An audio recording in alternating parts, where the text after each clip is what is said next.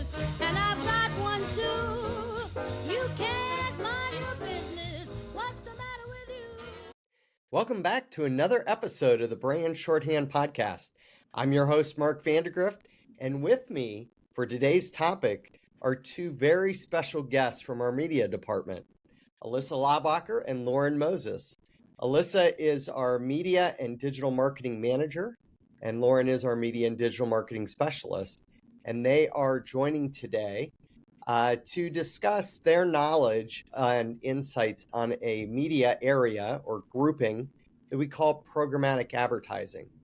But before we get started on that, let me have Alyssa and Lauren introduce yourselves. Alyssa, why don't you go first? Hello, my name is Alyssa. Kind of a little bit about what we do in our department. We touch on everything from traditional to digital media. So, for example, on the traditional side, we place billboards, print, broadcast, radio, etc. And then on the digital side, we work in social media platforms, programmatic, which we're going to be talking about, paid search, SEO platforms, and essentially anything else digital that you could think of. And I'm Lauren. Alyssa and I work hand in hand with the majority of our responsibilities, including stuff like media planning and buying, collaborating with other departments, executing campaigns on all the different channels that Alyssa mentioned, and then reporting on campaign performance. Awesome. Well, welcome to the Brand Shorthand Podcast. So Alyssa and Lauren are our dynamic duo here at the agency, along with Lindsay and some others. And given their roles and experience in media and digital marketing, we thought it'd be great to bring them on to talk about today's topic of programmatic advertising. But before we jump into that, Lorraine and I, as you always know, we talk a little bit about a brand update. And I want to kick off today's episode with a recent update on some brand news. So just a couple weeks ago, we talked about Poppy and Olipop, and the newest player that we really focused on was Coke's Simply Pop, and how they're, I guess you would call it, battling out for the healthy soda space. They're known as prebiotic healthy sodas. So we talked a little bit about that, and we also mentioned how Coke had considered acquiring Poppy, but they didn't do that because of the legal challenges that Poppy was facing around being, having their health claims. So the news update, dun dun dun, is that the CEO of Pepsi just announced March 17th, so a week ago, that Pepsi has agreed to acquire Poppy.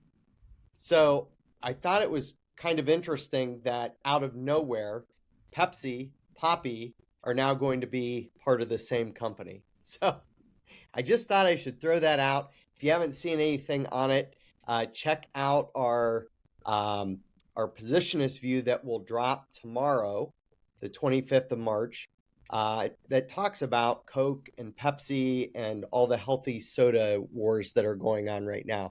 It's kind of fun because if you're old enough like I am to go back to the Coke and Pepsi generation and the cola wars, it kind of feels like now we have the healthy soda wars. A lot of fun. Anyhow, let's dive into today's topic so that we can start to hear someone else talk. The digital marketing industry has changed rapidly. Technology just continues to evolve. The amount of global internet users keeps climbing, and all of the consumer behaviors are shifting. So with these technical advances, it's important for advertisers to adapt their marketing strategies to, to stay ahead and keep up with the audiences. It doesn't change the positioning strategy, but the way that we consume the messaging that comes from the positioning is really important to understand. So with the expanding internet landscape, we have like the MarTech 10,000 now, which gives all of our advertisers this huge platform, one of the major ones known as a grouping called Programmatic. And advertisers can more efficiently tackle the complexities of digital marketing. So before we get too far in this, Alyssa, do you want to explain to our audience when we say programmatic, what that all entails? Because it's a grouping of channels, if you will.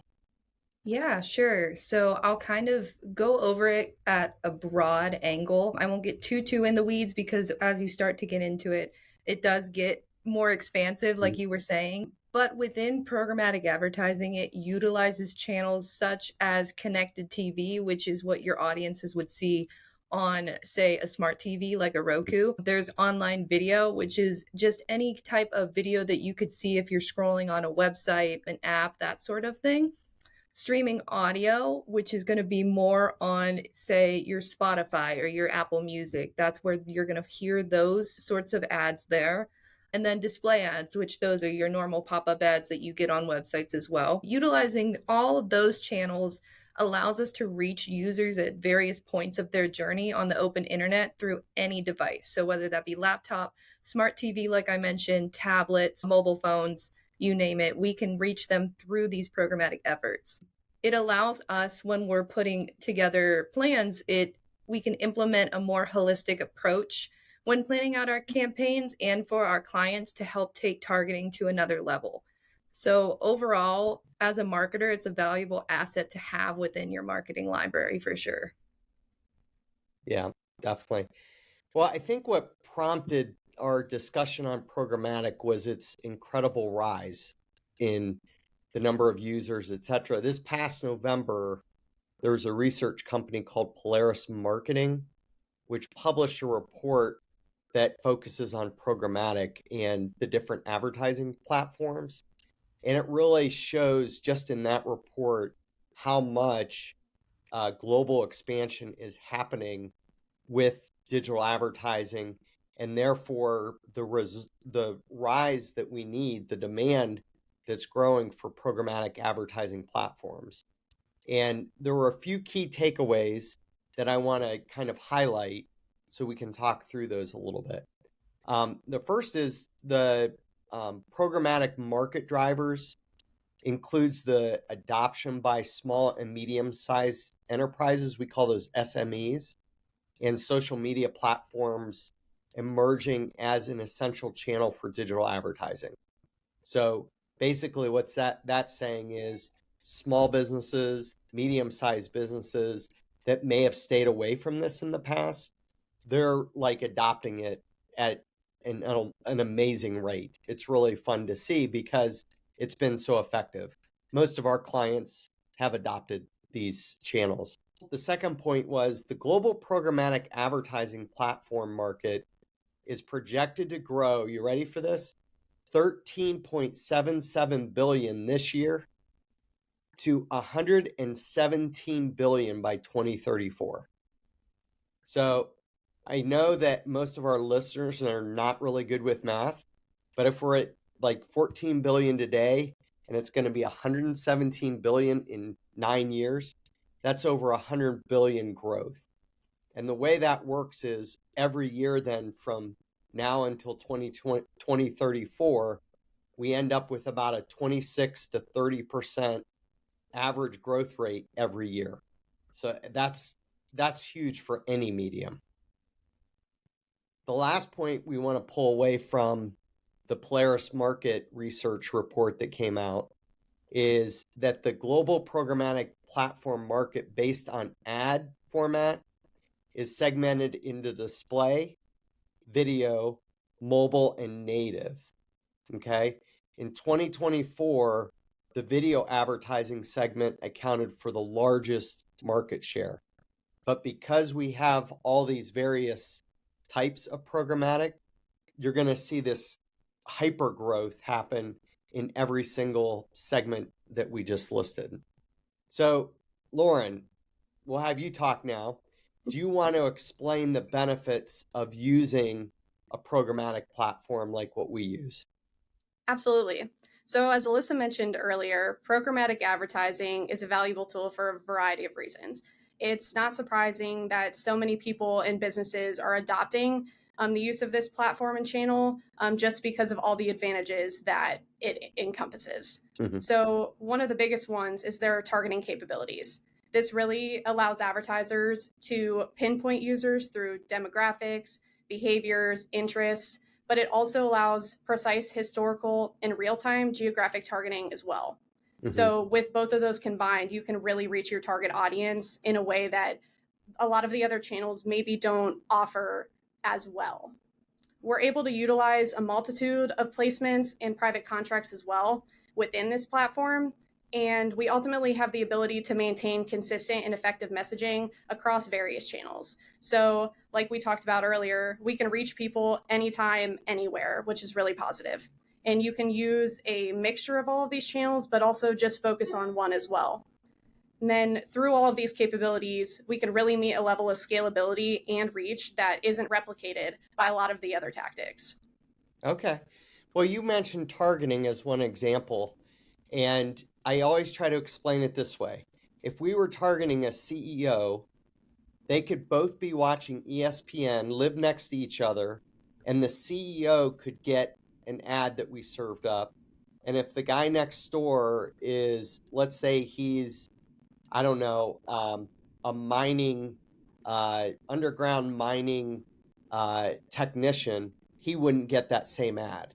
Is that the right way to explain it to someone? Yes, absolutely. We can target at a household level, at an individual level, within 100 meters all the way to thousands of miles. Okay. Very good. Well, we use the Trade Desk, which is a DSP known as a demand side platform. And that allows advertisers and agencies to buy digital advertising inventory across like tons of channels and devices, right? That's basically the way I understand it. So Alyssa, back to you. Do you want to explain a little bit more about how the Trade Desk works, or even just, programmatic in general, or why did we even pick the Trade Desk as our platform? Yeah, sure. So I'll kind of take the route, because we do offer full service. I guess the best way to compare it is looking at traditional media versus programmatic, because traditional cable buying has been around for so long. So like Lauren had previously mentioned, programmatic advertising allows advertisers to achieve that exposure that other methods like traditional advertising wouldn't be able to recreate. So for example, with traditional media buying, you are limited in what you can and can't do in terms of campaign customization as that campaign goes on, such as targeting, fine tuning throughout the duration. It's kind of a set it and go in the beginning with those more traditional buys.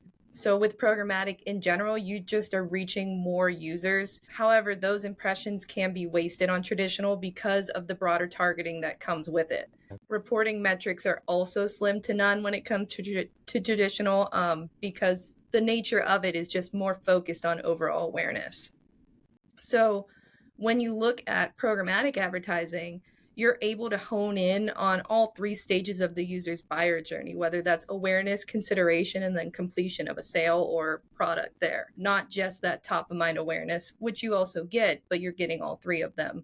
It allows the combination of that real-time bidding and automation for the campaign to efficiently be optimized throughout its duration. So that helps to maximize its overall effectiveness to the target audience there. Like Lauren said, we can get super, super granular with the targeting. So that allows for less wasted spend on those unqualified impressions. And then with Trade Desk, we do have these tracking capabilities within the DSP that allows us to report out on various metrics. And then we're able to then provide valuable performance data after the campaign ends. So that way we can report out on that to our clients and make sure that they're seeing the results that they wanted. Very good. Now, one of the ways that I try to explain it to clients when I'm just having a casual conversation is if I were to call up, let's say, Channel 3 News in our area, WKYC, and say, I want to buy a TV spot from you, I'm basically required to get their entire viewing audience, right? Yep. So let's say, to make it easy, let's say there's 1 million people watching WKYC. I run an ad, and let's say out of that ad, only 50,000 are my potential audience. Okay? So I basically wasted 950,000 impressions, right? Every time I make an impression, about that percentage is going to be bad. So I'm really only ever making a 5% good impression. With programmatic, because I can target my audience, I don't even have to have one wasted impression. Am I explaining that right, Alyssa? Yeah, essentially, it mitigates that wasted impression space that you're getting with cable. And that way you're able to effectively just hit your exact target audience without having to worry of it's almost like throwing out a net and casting and hoping you catch something with traditional, whereas programmatic, you know you're going to catch at least something there. Yeah, we always like to say you're shooting with a rifle instead of a shotgun, right? Yep. I guess it just depends how good your aim is. But anyhow, so why did we pick the trade desk? What do we know about the trade desk and why did we go after it? And, not every advertiser can use it.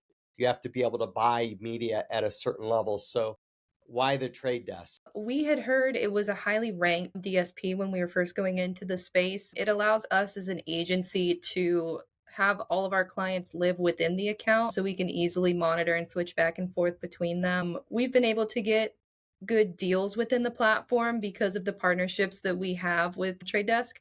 So it allows us to effectively spend the client's media budget so they're getting those optimal performance metrics that they want to include in there. Yeah. Lauren, can you maybe explain the different types of programmatic, like with a little more detail? So give us a sense for display, digital out of home, connected TV, video ads, native ads. Maybe go through each one a little bit so that our viewers can understand what that means when we're talking about the universe of programmatic.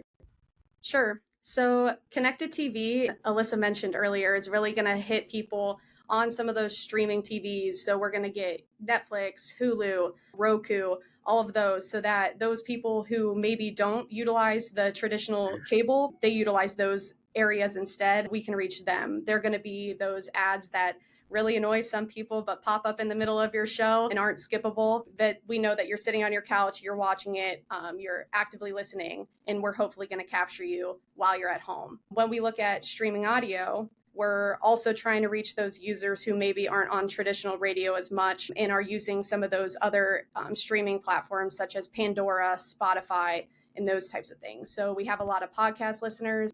That population continues to grow, but we also have a lot of streaming music as well. So we're again trying to reach people who are actively listening on those in those spaces, whether they're at home or maybe on their way to work. So display, you're reaching people when you're moving through different searches, it's going to pop up on the side. So maybe you're scanning through, you're scrolling through different articles, they're going to pop up right next to you and hopefully initiate a click.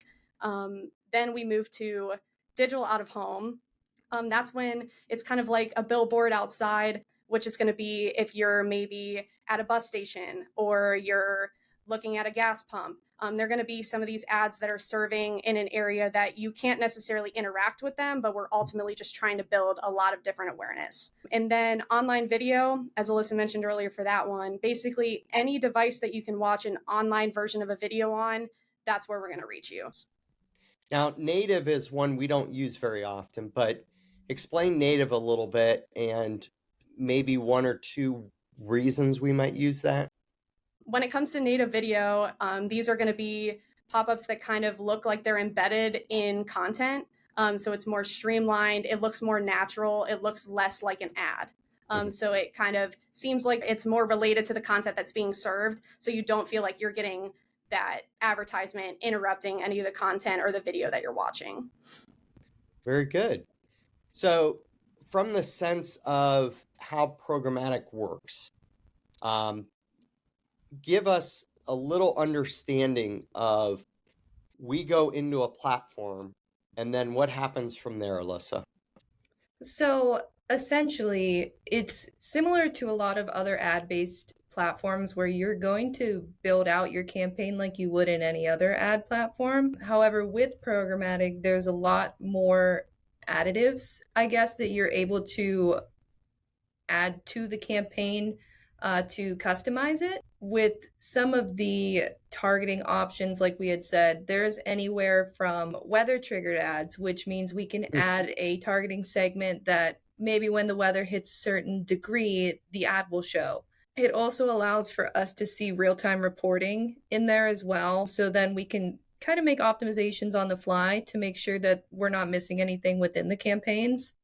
Give us a sense for, like, you as a person managing the campaign, what settings am I going through?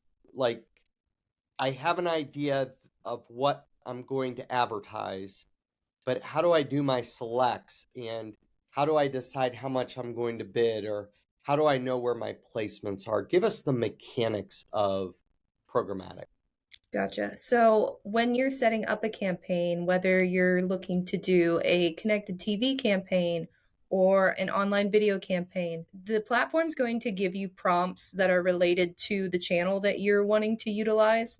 And as you work through, once you get to where you want those ads to show up, we utilize what are called private contracts. So these are deals that are brought into the platform from suppliers such as Hulu, Spotify, some of your big brand names, some of your other DSP providers. That is where we're going to see where it's available. So if there's any availability within those placements, we can see that the cost for those placements, that's where we're going to start seeing what we're able to bid, where we want to adjust our bids based on how many times we want to show in those placements. It's going to allow us to reach the audience on different channels, so we can pick multiple ones. So say we want to show up on Hulu, but we also want to show up on Netflix ads, and we want to show on Fubo ads. We can pick all those different placements and utilize them. So it's going to see the target audience that we've built. It's going to take it and then show to those people who are on those platforms as well. So if I want to pick just Hulu or just Netflix, that's an option we have. Correct. Is that Yep. correct? And if I only want CEOs of Fortune 500 companies, like, what level of targeting do you get to pick from when you're selecting? A lot of it will take into consideration their interest targeting. Okay. We're able to do demographics as well, so age, gender, the normal, but it will be interest-wise people who have watched this certain show or have interacted with these certain things. So it takes a lot of the user attributes to put into targeting, so we can kind of hit a broader area within our target market. Okay. Good. Well, we know that programmatic is on the rise, and we're starting to get a lot of success stories. Do one of you want to share a success story that you've read about, or that, we've had, of course, a lot of successes, but maybe one that our audience might recognize as a bigger brand? So the Amanda Foundation, it's a nonprofit organization that cares for dogs and cats who are in need of a home. And they recently used behavioral and geographic targeting to pair a pet to a specific individual in hopes that these animals would be adopted. So although we don't have necessarily particular results on these, this campaign as a whole, I think, really showcases what programmatic can do. So ultimately, you can take that audience that Alyssa was just describing, and then also take into consideration some of those geographic insights and all the other targeting capabilities that are available, and ultimately reach users to provide specific messaging to really make a difference. And I think that really is a success and shows the capabilities that the Trade Desk and other DSPs and programmatic advertising as a whole can make. That's pretty cool. I was reading about Coke, I think it was, that has Share a Coke campaign, and they're using programmatic to send people personalized ads with their name on the bottles. Did you guys hear about this? Well, we know in the world of human interaction, the most beautiful word that anybody can hear is their own name. So it's neat that they're personalizing it with someone's name. That's neat. I think the other popular word is free, but everyone loves to hear their name. So another example I had read about was Spotify, and that's actually one of our delivery mechanisms, of course, one of the platforms that is requested for streaming audio. But they were doing something with analysis of user data. Alyssa, maybe you want to speak to that? Yeah, from what it looks like they did, is a form of retargeting, which we utilize a lot within programmatic. It's just another extra hit to our audience to make sure that message gets across. So what they can do essentially is build an audience from users that have seen their past ads, which is how they're getting their users' top artists, songs, genre. So they're going to create an audience based off of that and then filter it, again, the customization, personalization aspect of it, and then send them back based on their listening habits. So I think with that, the retargeting aspect was important for them because, yes, they might have already seen something before, but then hitting them again with a similar but different message is really going to help drive their cause there. Well, we see exciting ways that brands are using programmatic. And, you know, what you just said about Spotify, it makes me think that someday, if I know that all my audience members love, let's say, grunge music, right? I could go after them in these platforms and I wouldn't even have to know who they are because the platform knows. And so it serves up my ad anonymously. And the platform has also identified them as a grunge listener, but they don't even know their name or anything because of the ID 2.0 standard of privacy. So it's kind of neat to know that we're talking way beyond demographics. We're talking firmographics, which is, you know, the business data like titles, size of companies, types of companies. And then you also get the psychographics like that interest in music. So it's neat to see that coming down the pike, and we can do most of that now. What is coming that you've read about either on the trade desk or other programmatic platforms that makes you guys really excited? Lauren, I think you're up. So programmatic advertising really takes the use of data-driven insights to a higher playing field. Through programmatic efforts, businesses can now have the ability to actively target users like never before. They use audience-based buying solutions found in these DSP platforms, and more inventory like that Netflix and Hulu, Spotify, and those sort of inventories are becoming available as the demand for programmatic advertising continues to grow. So Alyssa and I are really excited because they're also unleashing some of these new measurement tools, and they're rolling them out pretty much weekly to enhance decision making and ultimately provide more in-depth campaign insights so that we can make better decisions for our clients, or businesses can make better decisions for their campaigns as a whole. And then lastly, AI is a big topic around marketing, and it's also being incorporated in programmatic advertising. So it can streamline some optimizations, but also pick up on trends that maybe the human couldn't have picked up naturally. So all of these improvements really present an exciting future for advertisers as we continue in the space, but also as people maybe want to enter it. Oh, that's interesting. So they're using the AI to basically process all that big data they're getting back in a constant stream so that we get better insights and can target better then. Is that what you're saying AI is doing? Yeah, and the trade desk also allows you to kind of have as much or as little control as you want. So you can actually, if you don't want to use AI at all, we can say, no, I only want this to be Alyssa and I managing it, and we can turn those off. Or you could do the opposite. Usually we like to have a mixture because it is important to have a human eye on it, but also it is important to analyze some of the trends that might have been minuscule, but also super important. Yeah, it's amazing how often I see AI generated something or other, and it's so off.